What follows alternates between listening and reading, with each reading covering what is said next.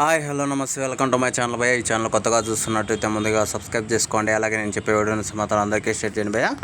అయితే రోజు మన టాపిక్ వచ్చేసి మన Arjun son of Vyjayanthi movie review అయితే చెప్పబోతున్నాను భయ్య. నిజానికి సినిమా చాలా బాగుందని చెప్పచ్చు. అలాగే నేను కొంతమంది మాటలు వింటున్నాను, అంటే సినిమా చాలా బ్యాడ్గా ఉంది అది ఇది అని చెప్పేసి చాలామంది అయితే చెప్తున్నారు. నిజం చెప్పాలంటే నాకు తెలిసినంత వరకు స్టోరీలో దమ్ము ఉంది, కానీ అది ఎలా చూపించాలో డైరెక్టర్ గారికి తెలియలేదని చెప్పేసి ఒక చిన్న ఇదైతే మనకు తెలుస్తుంది. కాకపోతే అది ఎక్కడ కూడా తెలియకుండా మేనేజ్ చేశాడు, బాగా మేనేజ్ చేశాడు. ఆ ఒక్క పాయింట్ తప్పించి మిగతా సినిమాకి పేరు పెట్టాల్సిన అవసరం అయితే లేదు భయ్య. చాలా బాగుంది అని చెప్పచ్చు.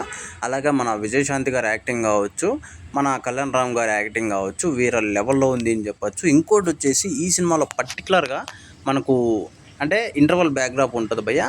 ఆ సీన్ చూసిన తర్వాత నేను ఇలాంటి సీన్ని ఈ సినిమాలో పెట్టి హై ఇచ్చారు, కానీ ఒకవేళ మనకు స్టోరీ చాలా బాగుండి కమర్షియల్ స్టోరీనే మనకు చూపించారు, మామూలు స్టోరీలో కమర్షియల్గా యాడ్ చేశారని చెప్పేసి కొంచెంగా తెలుస్తుంది. అలాంటి స్టోరీలో మనకు ఆ బ్యాక్డ్రాప్ ఏంద్రా బాబు, ఇంటర్వల్ బ్యాక్డ్రాప్ ఒక రేంజ్ ఉంటుంది భయ్య సినిమాకి. అసలు సినిమా ప్లస్ పాయింట్ అయ్యేది అది. మళ్ళీ వచ్చి క్లైమాక్స్ మన ఎన్టీఆర్ అన్న చెప్పినట్లుగా చాలా వరకు అసలు కన్నీళ్ళు వస్తాయని చెప్పొచ్చు, ఆ రేంజ్లో ఉంటుంది. అసలు విజయశాంతి గారి క్యారెక్టర్ని వాళ్ళు ఎలా డిజైన్ చేశారో అంతకంటే పర్ఫెక్ట్గా చూపించారు. అలాగే మన కళ్యాణ్ రామ్ గారి క్యారెక్టర్ని కూడా చూపించారు. ఎక్కడ మైనస్ అని చెప్పా కదా, స్టోరీలో కొద్దిగా మైనస్ అనిపిస్తుంది. ఎందుకంటే మనం రెగ్యులర్గా చూసే స్టోరీలనే కొంచెం డిఫరెంట్గా చూపించడానికి ట్రై చేశారు, అక్కడ తేడా కొడుతుంది.